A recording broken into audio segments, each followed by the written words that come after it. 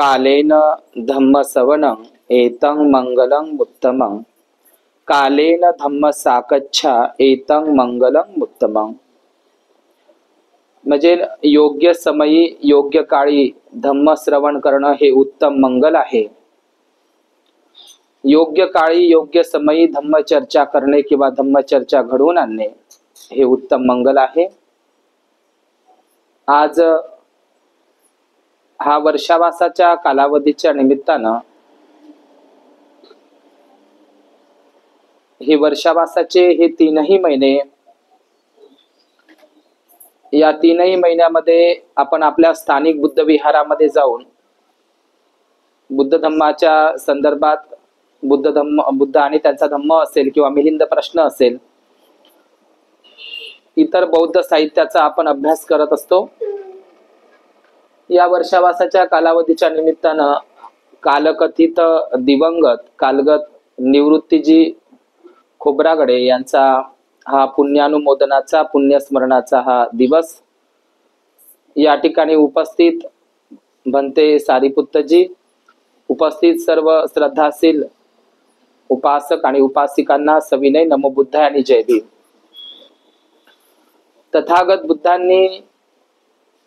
तथागत बुद्धांचा जो सिद्धांत आहे अनित्यवादाचा सिद्धांत, तर अनित्यवादाचा सिद्धांत आपल्याला काय शिकवतो? तर हा अनित्यवादाचा सिद्धांत म्हणजे काय? या जगामध्ये नित्य, अनित्य आणि नित्य, म्हणजे या जगामध्ये नित्य नवीन असं काहीही टिकणार नाही आहे। जे जे उत्पन्न होतं उत्पाद व्यय धम्मिनो, म्हणजे जे जे उत्पन्न होतं ते ते नष्ट होतं। आणि म्हणून मनुष्य जीवनही तसंच आहे। या धावपळीच्या धकाधकीच्या जीवनामध्ये मनुष्य हा इतका धावत आहे आणि तथागत बुद्धांनी सांगितलेलं आहे की हा मनुष्य 5 संयोजन बंधनामध्ये अडकून पडलेला आहे। तर तथागत भगवान गौतम बुद्धांनी सल्ल सुत्तामध्ये, विजय सुत्तामध्ये आणि जरा सुत्तामध्ये शरीराची अनित्यतेचा भाव समजावून सांगितलेला आहे। म्हणजे खास करून सल्ल सुत्त, सल्ल म्हणजे काय? तर आपण दवाखान्यामध्ये आपण नाव ऐकलं असेल शल्य विशारद किंवा शल्य चिकित्सक। तर हे सल्ल सुत्त म्हणजे एखादा काटा पायामध्ये टोचावा आणि तो सलत राहावा, जोपर्यंत आपण काढत नाही तो काटा।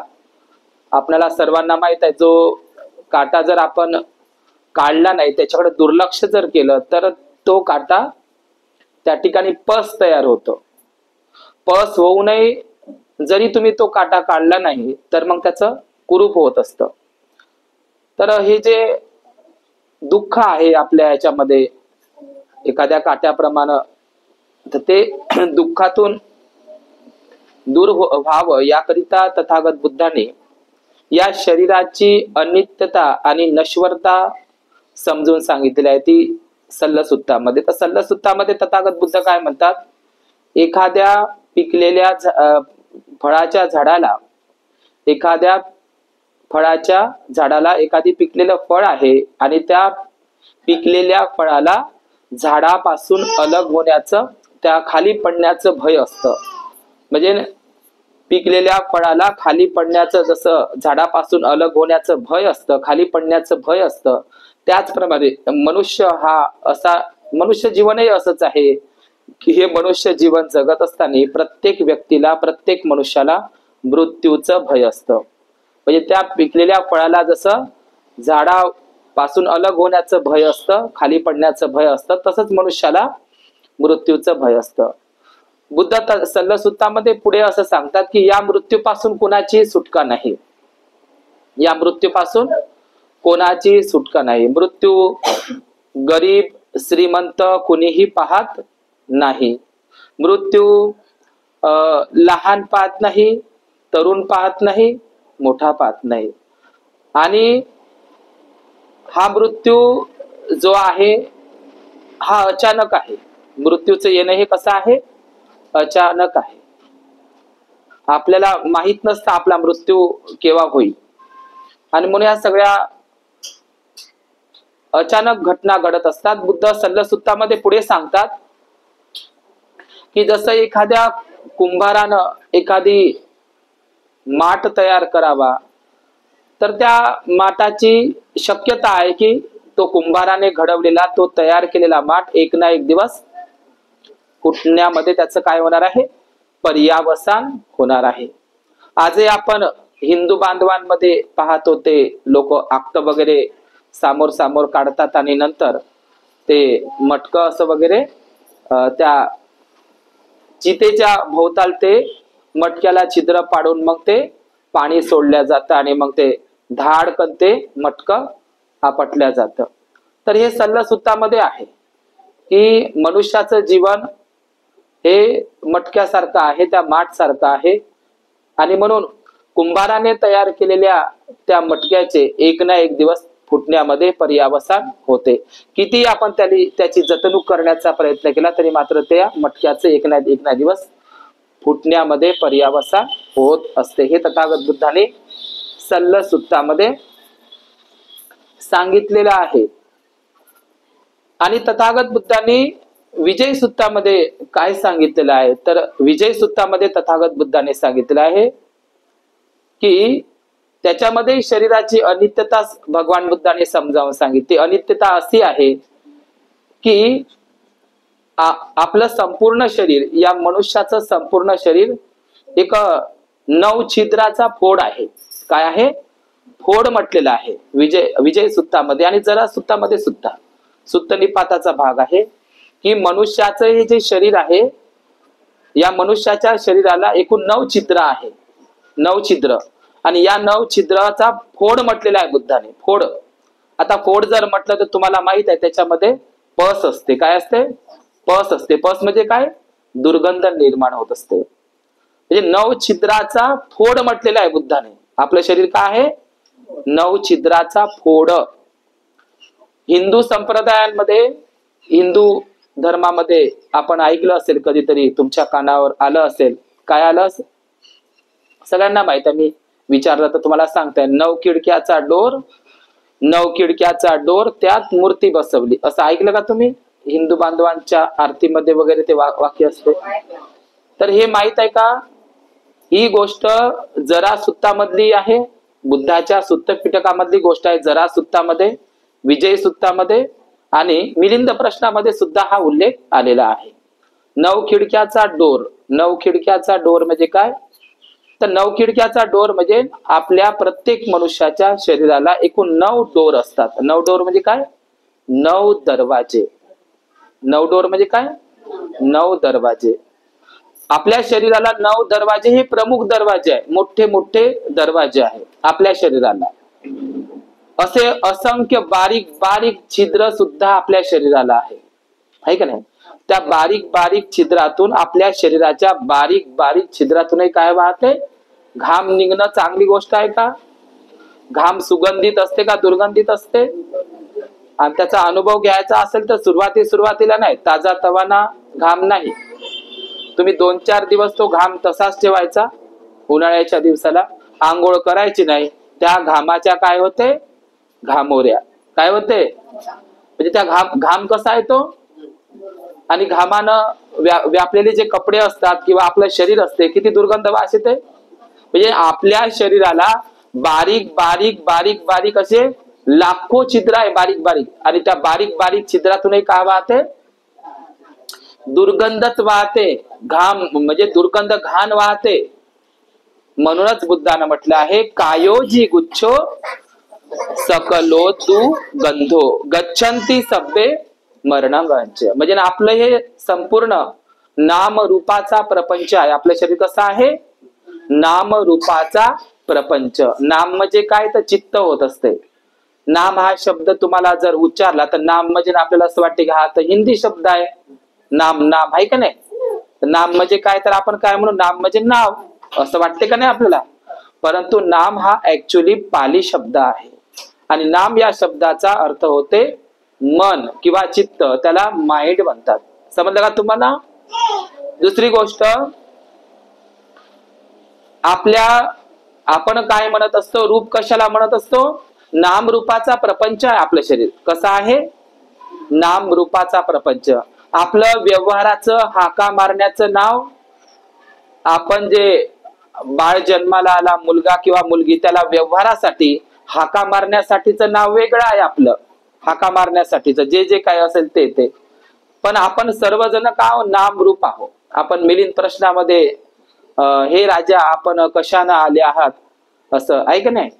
नागसेन काय विचारते? उलट प्रतिप्रश्न विचारते राजा मिलिंदाला. हे राजा, हे मिलिंद राजा, हे महाराजा मिलिंदा, आपण कशाने आले आहात? तर मिलिंद राजा काय म्हणते? मी रथाने आलो म्हणते. नागसेन बनतेजीला काय म्हणते? मी रथानं आलो म्हणते. तर मग नागसेन बनतेजी काय म्हणते राजाला, मिलिंद राजाला, ज्या रथानं तुम्ही आलेले आहात तो रथ कुठं आहे? तर बाहेर आहे म्हणते. तर मग नागसेन बनतेजी काय म्हणते, डिबेट करत असताना मिलिंद प्रश्नामध्ये, मला ज्या रथानं तुम्ही आलेले आहात माझ्यापर्यंत, तर थोडं या राज दरबाराच्या बाहेर चला आणि रथ कुठं आहे ते मला दाखवा. कोण म्हणत आहे असं? नागसेन मिलिंद राजाला म्हणता, रथ मला तो कुठे आहे तो दाखवा. तर मग मिलिंद राजा येतो आणि म्हणतो, हे बनते नागसेन. तर बनते नागसेन, तर राजा मिलिंद काय करतो, त्या जुवावर हात ठेवतो. कशाच्या? रथाच्या जुवावर हात ठेवतो, जुवावर. तर नागसेन बनतेजी म्हणतात, हे राजा, हा तर जू आहे, रथ कुठं आहे ते मला दाखवा. तुम्ही रथावर आले आहेत ना, हा तर जू आहे, रथ कुठे आहे ते मला दाखवा. मग राजा मिलिंद राजा त्या रथाच्या चाकावर हात ठेवतो. मग नागसेन बनतेजी पुन्हा म्हणतात, हे तर चाक आहे, रथ कुठं आहे ते मला दाखवा. त्यानंतर राजन त्या लगाम राहते का नाही, दोरी घोड्याला हे करण्याची, त्या लगामीचं ते लगामीवर हात ठेवतात आणि म्हणते, आहे का नाही, नागसेन विचारत आहे, तर हे राजा, ही तर ते लगामाची दोरी आहे की नाही, रथ कुठे आहे ते मला दाखवा. मग राजा त्या रथाच्या फळीवर, फळी म्हणजे समजले तुम्हाला? फळी म्हणजे काय लक्षात येते तुम्हाला? मी काय सांगत आहोत? फळी म्हणजे काय? पाट्या म्हणतो आपण मराठीमध्ये. तर मग राजा त्या पाठीवर, रथाच्या पाट्यांवर हात ठेवतो आणि दाखवतो. पण म्हणते नागसेन काय म्हणतात, राजा, ह्या तर पाट्या आहेत, रथ कुठं आहे ते मला दाखवा. मग रथ सांगता येईल का त्याला? नाही सांगता येईल. तर ह्या सगळ्या पाट्या, हे लगामाची दोरी, हे सगळे जू आणि हे सगळे चाक, हे सर्व मिळून काय बनलेलं आहे? हे रथ बनलेला आहे. तर आपलंही तसंच आहे का नाही? पृथ्वी, आप, तेज आणि वायू, 4 महाभूतापासून, काही लोक म्हणतात 4 तत्वापासून, 4 घटकापासून. हिंदू धर्मातही लोक म्हणतात 5ही तत्वाच्या. बुद्धाने आणि कबीराने म्हटलंय 5 तत्व का बना तंबुरा. पण बुद्ध म्हणतात 5 तत्वापासून, आपलं 5 घटकापासून आपलं शरीर बनलेलं नाही. किती घटकापासून? 4 घटकापासून. तर नाम आणि रूप, तर रूप कशाला म्हटलेलं आहे? तुम्ही सकाळी सकाळी आपण रोज उठतो आणि आरशामध्ये काय बघतो आपण? आपला चेहरा बघतो. त्या चेहऱ्याला तुम्ही फेस म्हणता किंवा रूप म्हणता. म्हणजे आपण रूप कशाला म्हणतो? बस हे डोकं आणि इथपर्यंत, यालाच रूप म्हणतो का नाही आपण? माझं रूप पहा, यालाच रूप म्हणतो आपण, यालाच. पण बुद्धानं रूप कशाला म्हटलेलं आहे? डोक्याच्या केसापासून तर पायाच्या नखापर्यंत संपूर्ण शरीराला काय म्हटलेलं आहे? रूप. आपण रूप कशाला म्हणतो? फक्त रूप नाव, फक्त चेहऱ्याला, बस हेच माझं रूप. पण बुद्धानं डोक्याच्या केसापासून तर पायाच्या नखापर्यंत या संपूर्ण शरीराला, मनुष्याच्या शरीराला काय म्हटलंय? रूप म्हटलेलं आहे. म्हणून रूप, वेदना, संज्ञा, संस्कार आणि विज्ञान. तर हे आपलं नाम रूपाचा काय आहे? प्रपंच आहे. आपलं शरीर काय आहे? नाम रूपाचा प्रपंच आहे. आणि आपलं शरीर संपूर्ण दुर्गंधीनं भरलेलं आहे. 9 छिद्राचा, 9 खिडक्याचा डोर, 9 खिडक्याचा डोर. तर 9 खिडक्याचा डोर म्हणजे काय? नवखिडक्याचा डोर म्हणजे आपल्या शरीराला एकूण 9 डोर आहे. डोर म्हणजे काय? दरवाजे. आणि या 9ही दरवाजातून सकलो दुगंधो, सकलो दुगंधो, दुगंधो म्हणजे काय? पाली शब्द आहे. दुगंधो म्हणजे दुर्गंध, घाण आहे का नाही? म्हणजे आपल्या 9ही डोर मधून, या 9ही दरवाजातून, या 9ही छिद्रातून, या प्रमुख 9 डोर मधून काय वाहते? दुर्गंधच वाहत असते. आणि हेच आनंदावर भाळली होती चांडालिका प्रकृती, आहे का नाही? ऐकली का गोष्ट तुम्ही? चांडालिका नावाची, प्रकृती नावाची एक स्त्री विहिरीवर पाणी भरत असताना आनंदा म्हणजे तथागत बुद्धाला तहान लागली आणि तथागत बुद्ध म्हणतात, आनंदा, बाजूला कुठेतरी नदी असेल, विहीर असेल, काहीतरी तळ असेल तर माझ्यासाठी पाणी घेऊन ये, मला खूप तहान लागलेली आहे. आनंद उपस्थ आहे काय बुद्धाचे? धम्मसेवक आहे ते, आहे का नाही? आयुष्यभर आनंदाने सेवा केली आहे मॅनेजर प्रमाणे. तर आनंद पाणी आणण्यासाठी गेले. पाणी आणण्यासाठी गेल्याच्या नंतर त्या ठिकाणी चांडालिका प्रकृती नावाची जी स्त्री होती, ती चांडालिका प्रकृती, आनंद गेला आणि आनंद पाणी पेला आणि पेल्याच्या नंतर पाणी स्वतः तो पिला आणि त्या स्त्रीला काय म्हणते, चांडालिका प्रकृतीला, पाणी हवंय, सम्यक संबुद्धाला पाणी हवंय, माझे गुरु आहे. तर आनंदाला पाहून ती चांडालिका प्रकृती काय म्हणते माहित आहे का? काय म्हणते म्हणजे, आम्ही हीन कुळातले आहो. आम्ही काय आहो? हीन कुळातले आहो, आम्ही खालच्या जातीमधले आहो. आणि म्हणून आमच्या हातचं पाणी तर सोडा, पण आमच्या शरीरालाही सुद्धा लोक स्पर्श करू शकत नाही. कोण म्हणताय असं? प्रकृती. म्हणजे ना, म्हणजे आमच्या शरीराला तर सोडा, म्हणजे आमच्या या पाणी तर सोडा, पण आमच्या शरीराला सुद्धा स्पर्श करू शकत नाही. दुसरी गोष्ट म्हणजे आमच्यापासून, म्हणजे आनंदाला काय म्हणतात, आमच्या जवळचं कोणी पाणी तर पेत नाही, मग सांगा त्यांच्याकडलं कोणी भोजन तरी घेत असेल का? जे लोक पाणी, म्हणजे आमच्या पासचं आम्हाला स्पर्श करायला सुद्धा काही लोकांना आम्ही तुच्छ, आम्हाला हीन लेखतात, आम्हाला कमी लेखतात. तर आमचा स्पर्श सुद्धा कसा आहे त्यांच्यासाठी? चांगला नाही, चांगला नाही, आम्हाला घाण समजतात. आणि तुम्ही श्रमण दिसत आहात, मुंडन दिसत आहे, तुमच्या चेहऱ्यावरची आभा, तुमच्या चेहऱ्यावरचा तो भाव पाहून मला असं वाटतं की तुम्ही श्रेष्ठ आहात, आपण उच्चतम अवस्थेला पोहोचला असा आम्हाला भास होतो. आणि तुम्ही मला जे पाणी मागत आहात, कोण म्हणत आहे असं? प्रकृती म्हणत आहे, चांडालिका, तुम्ही मला पाणी मागत आहात. असे शब्द ऐकण्यासाठी माझे कान आतुर झाले होते, एवढे प्रेमानं, हे भगिनी मला पाणी दे, हे भगिनी मला पाणी दे. तर ते काय म्हणते, आम्ही पाणी पाजू शकत नाही कारण आम्ही हीन आहो. तर अजूनपर्यंत तरी आमच्या पाचचं कोणीतरी पाणी प्यायला तयार नाही. मला असं वाटतं तुम्हालाही आमच्या पाणी, म्हणजे आनंद काय म्हणतात, मी तुला फक्त पाणी विचारलं आहे. मी काय विचारलंय तुला? पाणी विचारलंय. तुला जात विचारली नाही, तू कुठल्या कुळातली आहे, गरीब आहे की श्रीमंत आहे, मी हे तुला विचारलेलं नाही. मी फक्त तुला काय विचारलंय, मला पाणी दे. तर प्रकृती काय म्हणते, असे शब्द, प्रेमाचे असे शब्द, असे म्हणजे हिंदीनच लेखत होते ना तिला, तर असे शब्द ऐकायला आमचे कान आतुर झाले होते, असे शब्द ऐकायला. आज पहिल्यांदाच मी एवढे प्रेमळ शब्द ऐकत आहात आणि तुम्ही मला पाण्याची मागणी केली आहात, तर मी नक्कीच तुम्हाला पाणी पाजते. तर आनंदावरती वाढते, तुम्हाला माहित आहे. मग ते तिच्या झोपडीला वगैरे आपण ही कहाणी. तर एवढं होऊ नये, प्रकृती कुणाच्या मागं लागते? आनंदाच्या मागं लागते. इथपर्यंतच नाही, ती श्रावस्तीच्या जेतवनापर्यंत येते. श्रावस्तीच्या जेतवनात त्यावेळी भगवंताचा वर्षावाद चाललेला असतो मूलगंध कुटी महाविहारामध्ये. तर तथागत बुद्धांचा वर्षावाद सुरू असताना ही प्रकृती चांडालिका आनंदासाठी, एक प्रकारे इजहार करण्यासाठीच म्हणा, त्या ठिकाणी त्या श्रावस्तीच्या जेतवनामध्ये असंख्य भिक्खू संघ बसलेला आहे.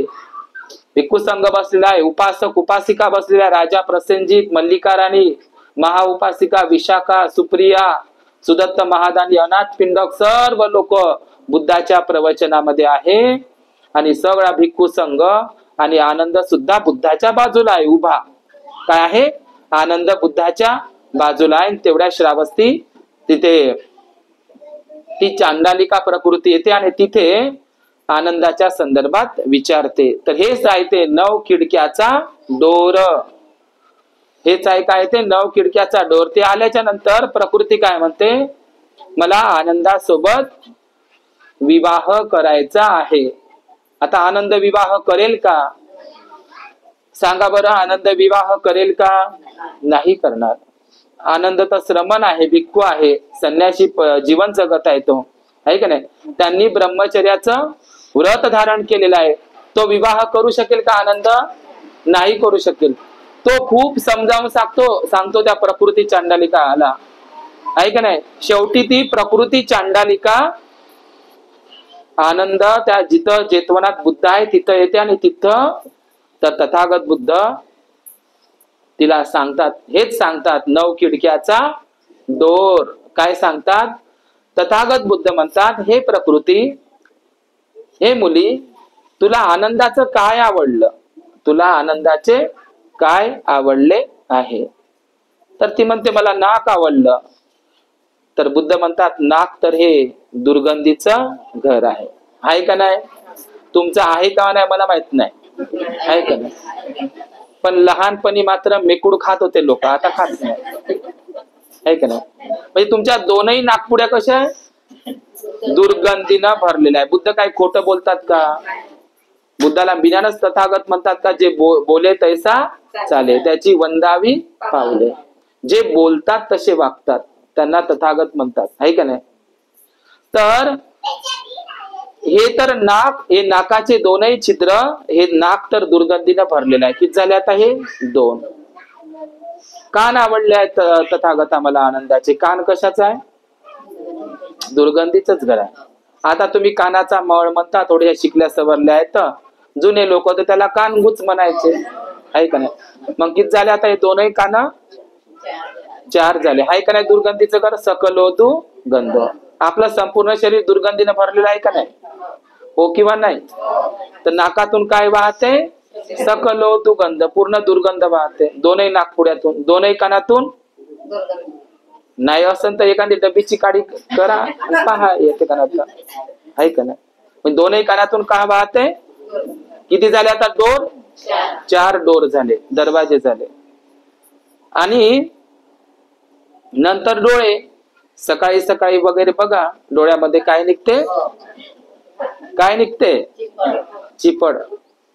बरं, चिपड चांगला असतो, कशी किळस येते, आहे की नाही? मग चिपड म्हणजे सुगंध आहे का दुर्गंध आहे? हा, सुगंध आहे का दुर्गंध आहे? दुर्गंधच आहे का नाही? मग किती झाले आता? 6 झाले, आहे का नाही? आणि सकाळी सकाळी उठल्याच्या नंतर आपलंच थोबाड असा आरशासमोर न्यायचा, आपला चेहरा, आणि असा वास घ्यायचा.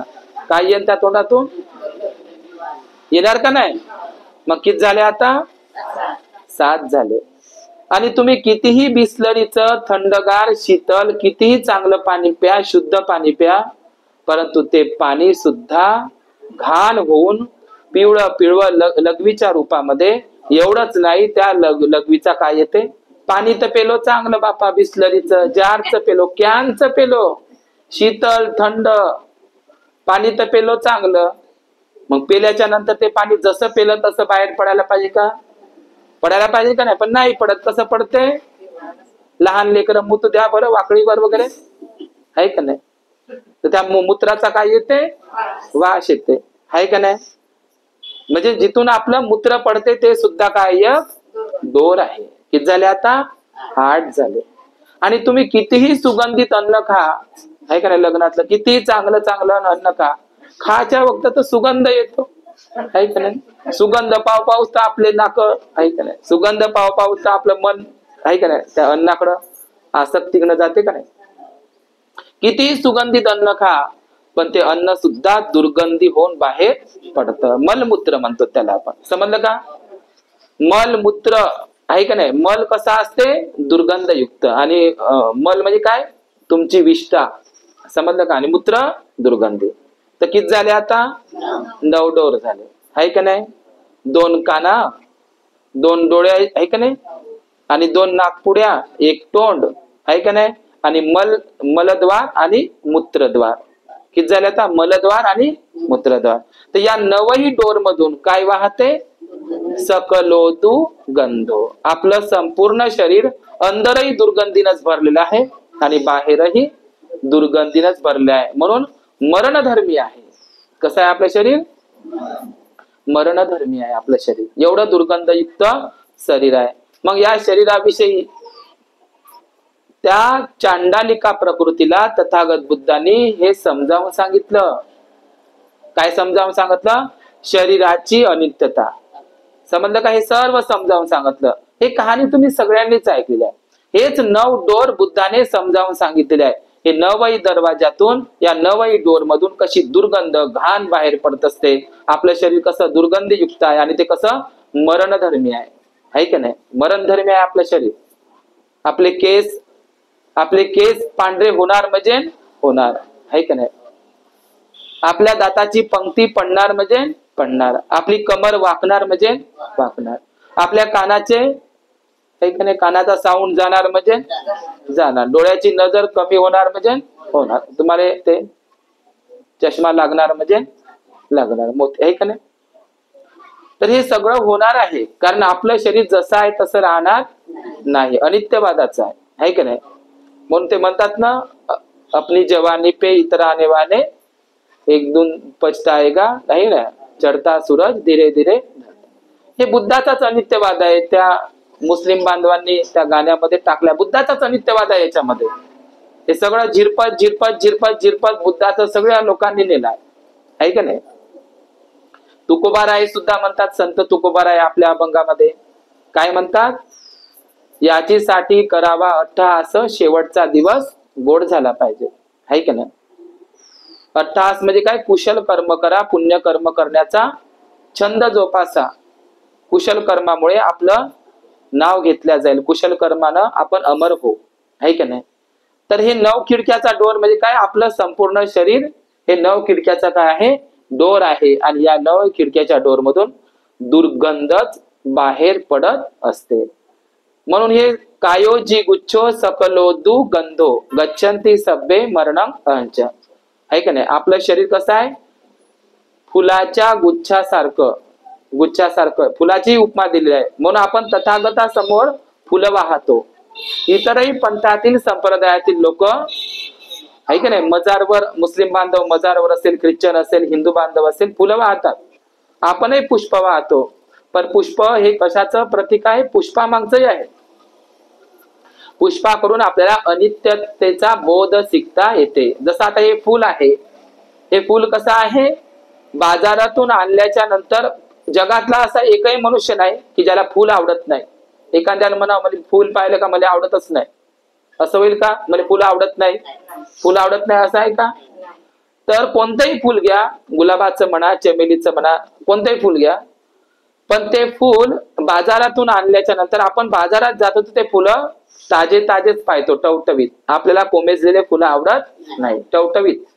पण बाजारातून आणले तर आपण टवटवीत तर ते फुलं आणतो आणि ते टवटवीत फुलं बुद्ध आणि बोधिसत्व बाबासाहेबांपाशी ठेवतो, टवटवीत. आणि टवटवीत असल्यामुळेच त्या फुलाचा आकर्षणही असतं, आहे का नाही? त्याचा रंगही टिकून असतो टवटवीत असल्यामुळे. दुसरी गोष्ट, त्या टवटवीत आणि ताजे फुलं जर असले तर त्याच्यामध्ये सुगंध सुद्धा राहतो. पण हेच फुल उद्यापर्यंत जर आपण ठेवलं तर या फुलामध्ये बारीक कीटकं वगैरे तर पडतातच, पण याच फुलाचा काय येतो? मग दुर्गंध येतो. म्हणजे आधी काय येतो या फुलाचा? बाजारातून आणलं तर सुगंध येतो, त्यानंतर काय येते? मग आपलं शरीर आहे तर असंच आहे, फुलासारखं. लहानच्या लेकराचे कोणीही पापे घेते, आणि एखादी बुटका झाला तर त्याच्या दाताची पण कसा तोंडाचा वास येते, कसं कोण लहानच्या लेकराला या कडीवरचं त्या कडीवर काय पापे बापा त्याचे उष्टही खातो आपण, आहे का नाही? पण मोठ्या म्हाताऱ्याचं खा बरोबर खाऊशा वाटते का? कारण तोंडाचा वास येते ना मग दिवसांदिवस. म्हातारा आपला गुटखा आहे का नाही? तरुण असला तर आपला पती कसा आपण आहे का नाही, आणि म्हातारा तिकडे म्हणतो आपण आहे का नाही. म्हणजे काय काय झालं बा त्याने, तर दुर्गंध आता ते आवडत नाही तो, आता झालं त्याचं आहे का नाही, सगळं सुकला आता बुडा. तर असं आहे का नाही, फुलासारखंच आहे ना. तर आपलंही शरीर कसं आहे, फुलासारखं. जसं आपलं कोमेजून गेलेलं फुल कोणाला आवडत नाही, तर आपलंही शरीर एक ना एक दिवस कोमेजणार आहे म्हणजे नाही. म्हणून आपल्या केसावर गर्व करू नका. बुद्धानं सांगितलेला आहे नशा आहे सुंदरतेचा नशा. मी कधीतरी सांगितले, आपल्या सौंदर्याचा नशा बाळगू नका, आहे का नाही. सौंदर्याचाही नशा बाळगू नका. लक्षात घ्या, आपण सुंदर आहे म्हणून दुसऱ्याला कधीही कमी लेखू नका. लक्षात घ्या, आहे का नाही. आपण वरवरच्या काळीला किती जपतो, आहे का नाही. वरवरच्या काळीला किती जपतो. सकाळी उठल्याबरोबर महिलांचे राव का पुरुषांचे राव, त्यांचा चेहरा कुठे जातो पहिल्यांदा, आरशापाशी. म्हणजे अर्ध आयुष्य तर म्हणजे तर म्हणतो खूप सारा अधिकचा वेळ आपला आरशामध्ये 10 वेळा पाहतो आपण, आहे का नाही. लग्नात तर विचारूच नका. लग्नाला 2 वाजता लागलं तर चालते, आहे का नाही. काय बापा तो मेकअप, काय ते नाचन काय वगैरे कशा तरीच घालतात पोरी, ते माणसं कशा तरीच दिसते, एवढे वेळ वापरे ते ड्रेस. तर आपण आपल्या शरीराची एवढी सांभाळ करतो, आपल्या आरोग्याची काळजी करणं हा आपलं कर्तव्य आहे. बुद्ध म्हणतात आपल्या आरोग्याची निगा राखली पाहिजे, पण शरीरामध्येच अर्ध आयुष्य घालणं म्हणजे त्याचं सौंदर्य वाढवण्यासाठी एवढे मोठे प्रसाधनं, ब्युटी पार्लर, एवढं सगळं आपण करतो का नाही. तुम्ही किती पांढरे, आपल्या आयुष्यात एक जरी आपलं पांढरं केस झालं ना, एकच केस सुरुवातच झाली, एकच केस जरी पिकलं तर आपल्याला दिवसभर दुःख होते. आता माझं एक केस पिकलं, आता उद्या 10 पिकणार, आता मी बुद्धी होणार, म्हातारी होणार. पाहिलं तर एक केस, पण बंद्या केस पिकलं म्हणून त्याचं दुःख. मग पुन्हा जाता तुम्ही ते घेऊन येता, लावता पुन्हा काढून, पुन्हा जशानं तसं. म्हणजे तुम्ही स्वीकारायला तयार नाही. पुन्हा 8 दिवसानं ते पांढरं होते, पण तुम्ही काहूनच पांढरं होते म्हणून पुन्हा लावा काढ, पण पुन्हा ते आपलं असली रूप दाखवते. म्हणजे बुद्धाचं तुम्ही खरं मानायला तयार नाही. हे पांढरं होणार म्हणजे होणार, काळ्याचे पांढरे होणार म्हणजे होणार, काळ्याचे पांढरे होणार म्हणजे होणार. हे तुम्ही बुद्धाचं स्वीकारायला तयार, पुन्हा त्या पांढऱ्याला काळा मारा, पण पुन्हा दाखवते ते आपलं असली रूप. म्हणजे तुम्ही स्वीकारत नाही, पळून राहिले त्याच्यापासून. असे कसे पांढरे होते, आहे का नाही. तर हे सगळं धावणं आहे. आपलं सगळं शरीरामध्ये आपलं लक्ष आहे. मग लक्षात घ्या, या शरीराचं सौंदर्य वाढवण्यापेक्षा आपल्या मनाचं सौंदर्य वाढवा. शरीराचा मेकअप करणं सोपी गोष्ट आहे. अनेक मुली तो ब्युटी पार्लरचा कोर्स करत आहे बाप्पा. ब्युटी पार्लरचा कोर्स, ब्युटी पार्लर म्हणजे काय तर फक्त ते केस रचना करणं, चेहऱ्याला ते फेशियल असं तसं वगैरे ते करून येणं. लग्नामध्ये ते बाया म्हणते किती चांगली दिसत होती लग्नात, तर पाय आता कशी दिसते, निंदाले चालली तर, आहे काय जे आहे ते आपलं दाखवायचं, आहे का नाही. म्हणजे लग्नामध्ये किती चांगली दिसत होती, गोरी गोरी, फार खरोखरच दिसते. लग्नामध्ये ते त्या ब्युटी पार्लर मध्ये जाते, काय लेपन लावते, ते विलेपन म्हणते ना बुद्ध, विलेपन लेप लावतात ते, आणि मग ते आपले काहीतरी असे कातड्यासारखे असे चमडीच्या चमडे ओढते बा, काय होतं ते. म्हणजे त्या एक दीड घंटा, आणि कितकाला खर्च बाबा त्या ब्युटी पार्लरवर, अर्धा पैसा बंदा सत्यानाश त्याच्यामध्ये. आणि मग ओरिजिनल चेहरा जे दिसते, मग पहा म्हणते नवरी लग्नात कशी दिसेल. आता आम्ही कधी कोणाच्या इथं जातो ते लग्नाच्या वक्ती, मग त्या नवरीला पाहते का आम्हाला दिसतेच मग ते, म्हणजे कारण जे आहे ते सत्य दिसत असते. म्हणा आपला ओरिजिनल चेहरा, आपण सुंदर दिसायचं ना असं नाही, करावं ठीक आहे, पण त्याच्यामध्येच आपलं आयुष्य घालवायचं ना. आपल्या मनाचं सौंदर्य कधी करा, आहे का नाही. आपल्या मनाचा मेकअप करा ना. मनाचा मेकअप, हा मेकअप तर करता येते असं असं असं असं असं असं, पण आतला मेकअप कसा करा, मनाचा आतला, तर तो शिलाचं सौंदर्य वेगळं असते. शिलाच्या सौंदर्यानं खुलून दिसते ते माणसं, लक्षात घ्या, आहे का नाही. म्हणून आपल्या शरीराचा वाण नका दाखवू, आपल्या गुण दाखवा, आहे का नाही. म्हणून शील हे अत्यंत महत्वाचं आहे, आणि शिलामुळे आपलं मन सुंदर बनत असते. शिलाचं सौंदर्याला जपा, आहे का नाही, शिलाचे सौंदर्य जपा. म्हणून आपलं हे शरीर 9 खिडक्याचा डोर आहे, दुर्गंधीनं भरलेलं आहे. म्हणून आपण हे पुष्पाकडून आपल्याला काहीतरी, या फुलाकडून काहीतरी शिकायला भेटते. उगाच आपण बुद्धासमोर ते वाहत नाही. अनित्यतेचा बोध या फुलाकडून आपल्याला शिकायला भेटते. समजलं का तुम्हाला. अगरबत्ती मेणबत्ती सुद्धा आपल्याला तेच सांगते, आहे का नाही. एखाद्या फुलाचा सुगंध ज्या दिशेनं हवेचा वेग असेल त्या दिशेनंच जाते, आहे का नाही? अगरबत्तीचा सुगंध ज्या दिशेनं हवा असेल त्या, पण शिलाचा सुगंध हवेच्या विरुद्ध, म्हणजे चारही दिशेनं जाते, आहे का नाही? शिलाचा सुगंध काय जाते? फुलाचा सुगंध जिकडं हवा आहे तिकडं, अगरबत्तीच्या त्या सेंटचा सुगंध, पण शिलाचा सुगंध चारही दिशेत जाते. तुम्हाला माहित आहे शिलाचा सुगंध म्हणजे कोण? तथागत बुद्ध, शिलाचा पुतळा. अख्ख्या जगामध्ये बुद्धाचं, आहे का नाही, सुगंध म्हणजे काय? त्यांचं नाव अजरामर आहे. शिलाचा सुगंध डॉक्टर बाबासाहेब आंबेडकर, शिलाचा पुतळा. बाबासाहेबाचा शिलाच्या सुगंधांमुळे, आहे का नाही, त्यांच्या शील पालनामुळे, त्यांच्या सदाचारी चारित्र्यवान जीवनामुळे, त्यांच्या आदर्श जीवनामुळे अख्खं जग त्यांना, बाबासाहेबांना वंदन करतं. शिलाचा पुतळा होते बाबासाहेब. काय होते? शिलाचा पुतळा होते बाबासाहेब. म्हणून आपल्या शील सौंदर्याला जपा, आहे का नाही? म्हणून या कायेची अनित्यता आहे. अनिच्छावत संखारा उत्पाद व्यय धम्मिन उपजित्वा निरुज्जंती ते सं उप समोसुक, आहे का नाही? अनिच्छा म्हणजे काय? हे संस्कार, हे सर्व संस्कार अनित्य आहे का नाही? उपजंती म्हणजे उत्पाद होणं, व्यय होणं, नष्ट होणं, उत्पन्न होणं आणि नष्ट होणं. तर हे कालचक्र असंच चालत असते, हे भवचक्र. तर या भवचक्रातून म्हणजे या दुःख चक्रातून, या भवसागरातून, या दुःख सागरातून बाहेर पडण्यासाठी मनुष्यानं धम्माची कास पकडावी आणि निब्बान परम सुखाकडे त्याने वाटचाल करावी, आहे का नाही? तर या ठिकाणी आज मी थांबतो. एवढंच. नवखिडक्याचा डोर.